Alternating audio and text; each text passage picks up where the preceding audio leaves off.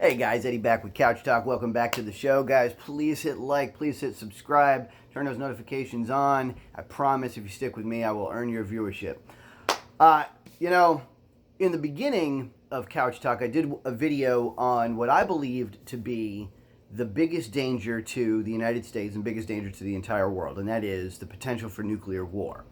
And my hope was always that over in Ukraine and Russia, that where any peace talks were available, we would try to snatch those as soon as possible. My hope was that at any time a de-escalation was possible, we would try to take advantage of that. It seems like we're going in the opposite direction. And basically, ever since that conflict has started, not only have we ignored any opportunity for peace talk, we even specifically told Ukraine not to take advantage of the peace talks that were available, that were on the table from Russia in the beginning. We also have basically ignored many of Russia's attempts to reach out. Now, don't get me wrong, because I'm not a Russian apologist. I really don't like Putin. I think that he's a maniacal idiot. But that having been said, he still has the biggest nuclear arsenal in the world, and we would do well to at least acknowledge that, right? So wherein we can, I think we should try to de-escalate. But we've basically gone the opposite route. And at every turn, we've either sent more support to Ukraine, or more intelligence, or more medical supplies, or more food, or more. And now it's gotten to the point where we're shipping arms directly, training them how to use it, and even supplying them with personnel. Now, we're not doing this in an official capacity, but right now, I think it's in Bakhmut. I'm not sure if I'm pronouncing that correctly, but the Ukrainian forces are being led by a retired United States colonel. And I'm not even sure he's retired. I think he may be just temporarily retired. Back in the day, there was a law that actually prohibited armed service, like basically you had your citizenship revoked if you actually were an active military participant in another country. And I don't think that's a bad law. I think that's something that we maybe should think about reinstalling, because at this point, it seems like it's far too easy for American personnel to turn mercenary. And after they are no longer in our military and are actively helping others, they're basically giving the training and information about our arms, like, for example, the HIMARS that we've been shipping over to Ukraine. They're basically training them how to use United States equipment, which is classified information. That's basically stuff that we normally would not let get out, right? Some of it is public knowledge, right? Some of it's public domain.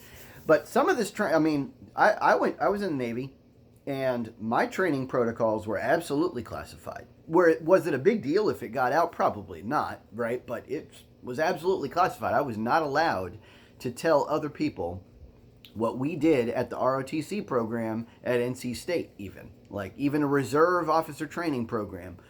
Still wasn't allowed to tell anybody about the training protocols there. And I would suspect that that is essentially the case across the board for United States training. We don't let people know what our training options are. We don't let people know, especially with regard to specific platforms like the HIMARS. And now it's looking like we're going to ship Patriot missiles over to Ukraine. And this is a huge mistake for many reasons.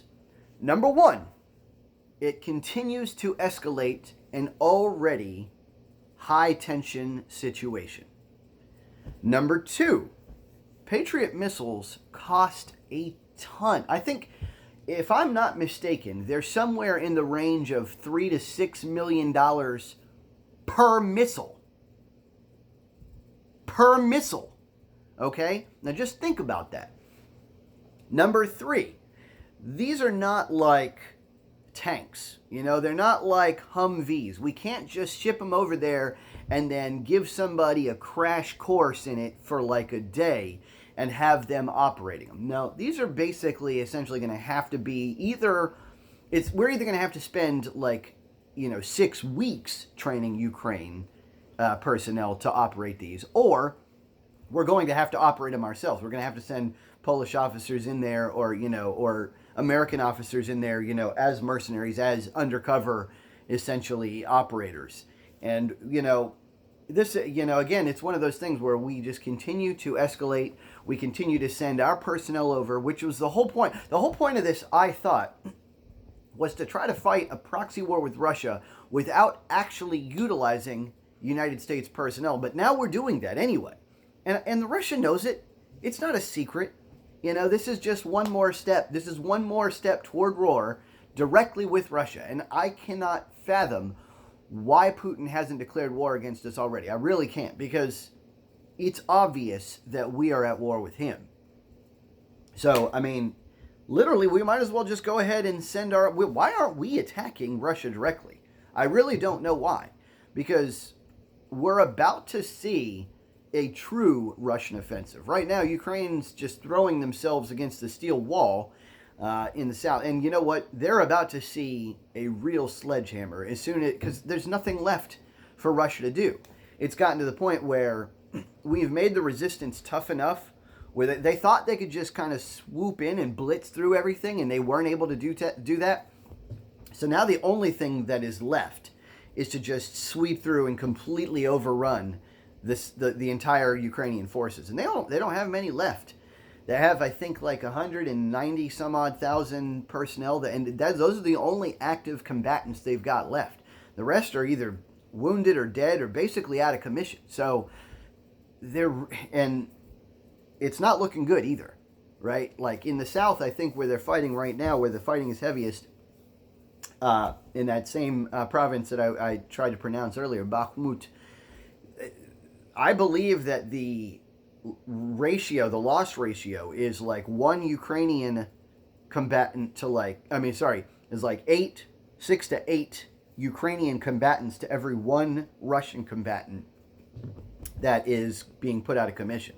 And that is not sustainable. That's not a tenable situation. They're just going to run out of people, and they can't fight a war of attrition in a land war in Asia, right? This is like the classic blunder. So to continue on the Patriot missile train, one of the biggest problems with the cost is that Patriot missiles aren't a proactive platform. They're not something that you can send over there and just start using to lob at enemy targets, right? They're a defensive platform, and basically they're designed to stop incoming aircraft or incoming missile attacks. Now, they might be effective placed around a few high-value targets. For example, if you wanted to shield, for example, a forward command center or a headquarters, command and control zone, then yeah, okay, you could stick a bunch of those around there, and you might be able to stop some incoming attacks to that zone specifically. But the problem is, number one, you're not guaranteed to stop it. Number two, as I said, these missiles are incredibly costly. Number three, by doing that, by placing those, you are essentially telling Russia exactly where the important targets are. So in a way, it's like you're betraying yourself. You're betraying your own positions, right? Because if they start seeing the Patriot missile setups with their surveillance techniques, then they're going to know exactly what you don't want them to hit. Now, you could probably use that as sort of a misinformation campaign. You could start stalking them around worthless targets and maybe hope that they guide some attacks to the wrong place. But I seriously doubt, given the cost of these things, it's unlikely that would be the campaign. And you need a ton of them to be effective as a defense system. Not only that, Russia already has first-hand knowledge on how to overwhelm this kind of system. All they need to do is send fleets and fleets of little $20,000, $30,000 drones to attack these high-value targets, And then when these Patriot missiles are launched, it's at 3 million a pop. It's like boom, boom, boom, boom. You're basically, if you're throwing $3 million, and actually, by the way, it's 6 million because you have to throw 2 Patriot missiles typically at any incoming target as a redundancy to make sure that it works. So you're shooting 2 $3 million rockets at a $30,000 drone. It's another unsustainable attrition battle. It's like one of these things where you're you're using a cannon to kill a mosquito, but you're not only using one cannon, you're using 2 cannons, and you're paying buttloads for them. Guys, it's just not a good idea for this to be the case. The only advantage to this scenario is that I feel like America is just war profiteering at this point. Basically, we're just selling off these platforms to Ukraine at probably over market cost, right? At a heavy retail value, and we're charging them ridiculous amounts of interest on these loaned platforms. And we say we're giving it to them. We're not. The only reason we're doing this, I think, is to kind of leverage Ukrainian assets for us in the future. But the problem with that is that only works if Ukraine continues to be a sovereign nation. And I'm getting the sense that Russia is about to come swoop through and then eliminate that possibility. And if that's the case, then we're just throwing away all this money. This money is just literally being given away. And it's only going to last so far, right? Like the Italians have already cut bait and have only, decreed that they're only going to do defensive positioning. And at even that, they're only going to do humanitarian work, I think. It won't be long before we're in the same boat, I think. In my opinion, this is just a guess. This is a prediction. I don't see any reason why we would continue at this rate, and we're going to have to cut bait at some point. And that point is going to be as soon as Russia launches their overwhelming offensive. And it's, there's really nothing that we can do to stop it unless we go to war directly with Russia. And I don't think that that's what we want.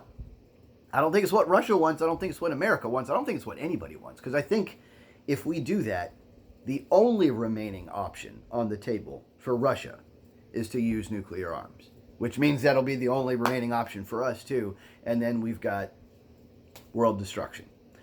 Guys, let me know what you think. I mean, I'm just looking at this situation and it's becoming more and more bleak in my opinion. I don't know. I think that we've already gotten past the point of no return. I think we've already betrayed what we truly should have done in the beginning, which was not get involved at all. It's not our war. It is not America's job.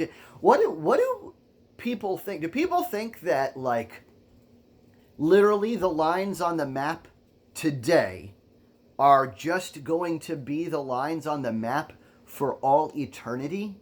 No. At some point, we have to mind our own business. At some point, these lines are going to change. And if they don't change because we let them change, eventually it's going to change because we don't let it change. And you've got to think about what that means. Eventually, one of these days, someone's going to come along and say, I've had enough of America thinking that it runs the entire world, and now we're going to do something to change it. And I would not be surprised if that time is soon. But let me know what you guys think. Put your comments below, and I'll catch you next time on Couch Talk.